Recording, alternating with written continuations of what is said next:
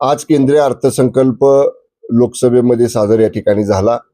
सगळ्यात प्रथम तर इन्कम टॅक्सची मर्यादा ही 12 लाखापर्यंत 12 लाखापर्यंत या ठिकाणी वाढवलेली आहे. त्या निर्णयाचं सर्वच स्तरातून मोठ्या प्रमाणामध्ये स्वागत होत आहे. आणि ज्या काही ठळक बाबी मी पाहिल्या त्याच्यामध्ये पर्यटनाला देशातल्या गती देण्यासाठी, चालना देण्यासाठी माननीय वित्तमंत्री महोदयांनी एक ठोस भूमिका ह्या अर्थसंकल्प मांडताना या ठिकाणी घेतलेली आहे. त्यांनी जवळजवळ देशातली 50 नवीन विकसित पर्यटन स्थळं करण्याची धोरण जी सुद्धा या ठिकाणी जाहीर केलेली, त्याचंही मनापासून मी स्वागत करतो.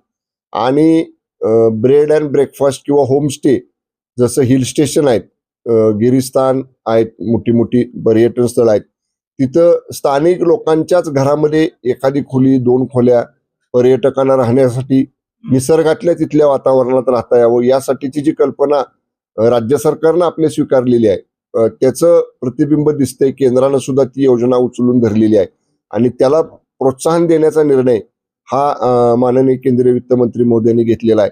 मी पर्यटनाच्या बाबतीत ज्या ज्या गोष्टींचा समावेश केंद्रीय अर्थसंकल्पामध्ये आहे त्याच्या संदर्भातली स्वतंत्र बैठक पुढच्या आठवड्यामध्ये आपल्या राज्य सरकारला त्यातल्या किती योजना घेता येतील आणि मॅचिंग ग्रँटची जर योजना असेल, म्हणजे बाबा अमुक टक्के निधी राज्यानं घालायचा, वरचा निधी केंद्रानं द्यायचा, तर या सगळ्या जेव्हा डिटेल बजेटच्या गोष्टी समोर येतील त्याच्यानंतर माझ्या विभागाची मुंबईमध्ये आम्ही बैठक घेऊन जास्तीत जास्त त्या योजना महाराष्ट्रात कशा आणता येतील याच्यासाठी माननीय फडणवीस साहेबांच्या, माननीय शिंदे साहेबांच्या, माननीय अजितदादांच्या नेतृत्वाखाली आम्ही प्रयत्न करू. आणि मी विश्वास व्यक्त करतो, जेव्हा पर्यटनाला प्राधान्य दिलेलं आहे, तुमच्या मेडिकल टुरिझमला सुद्धा प्राधान्य या ठिकाणी दिलेलं आहे, ह्या सगळ्या गोष्टी ज्या रिफ्लेक्ट झालेल्या आहेत सेंट्रल बजेटमध्ये त्या आपल्या राज्यामध्ये कशा मोठ्या प्रमाणात आणता येतील याच्यासाठी माझा प्रयत्न राहील.